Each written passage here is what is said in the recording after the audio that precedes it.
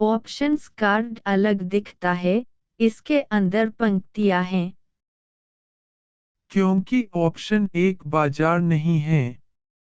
Nifty, bank Nifty, Sensex और stock option का बर्ताव अलग है, इसलिए हर ग्रुप को अपना स्विच, अपना बजट और अपनी साइड मिलती है। साइड में बाई, सेल या बाई एंड सेल लिखा है।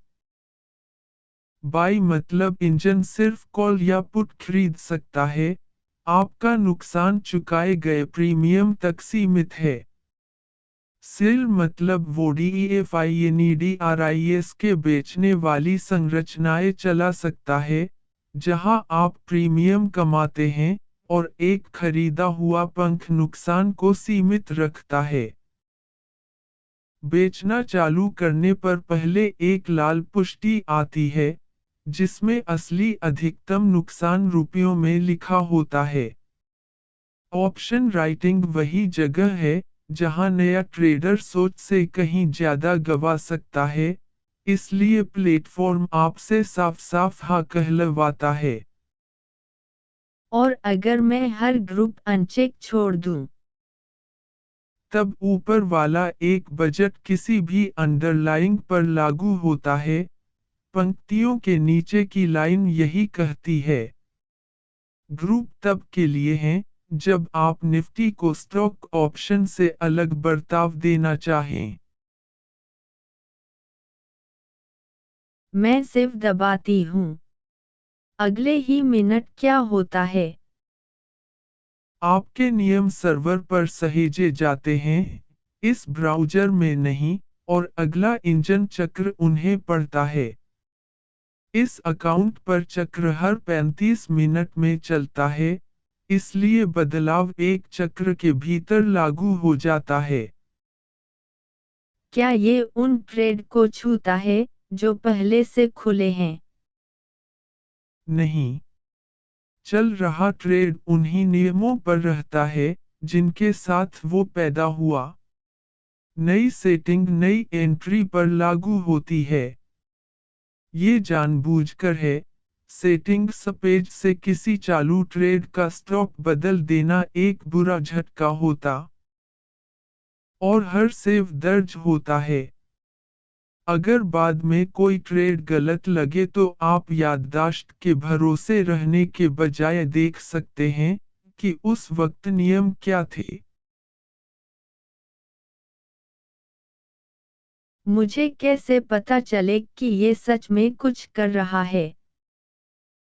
यही दो पैनल, और यही इस चीज पर भरोसा करने की वजह है। रीसेंट डिसीजंस हर आकलन दिखाता है, फायर हुआ या छोड़ा गया, स्कोर, प्रोबेबिलिटी और कारण के साथ। तो शांत दिन का मतलब टूटा हुआ इंजन नहीं। सही। शांत दिन में आमतौर पर बार बार लिखा होता है स्कोर सीमा से नीचे। वो इंजन आपकी बात मान रहा है, अनदेखा नहीं कर रहा।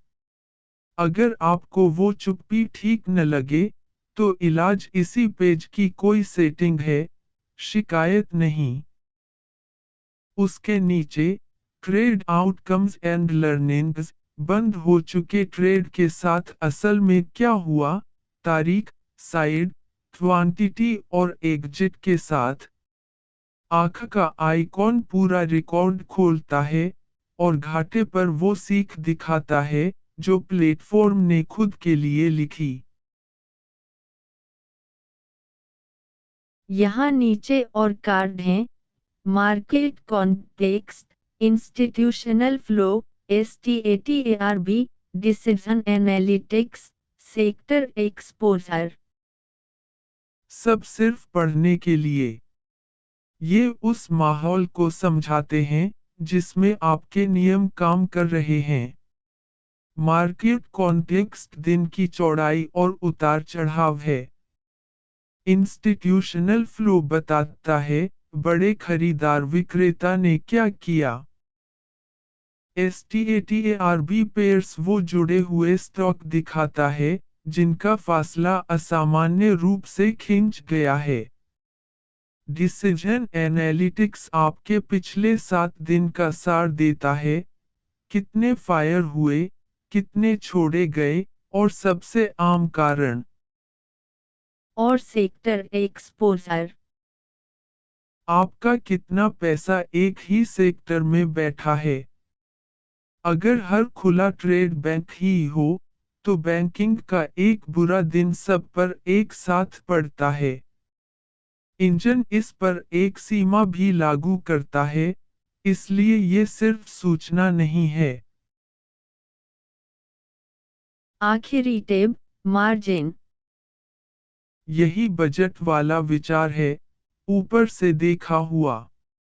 एक एक कार्ड बदलने के बजाय आप अपनी पूरी पूंजी का बंटवारा देखते हैं, हर ट्रेड टाइप को कितना, और ऑप्शन तथा कमोडिटी के भीतर हर ग्रुप को कितना। और AUTODISTRIBUTE।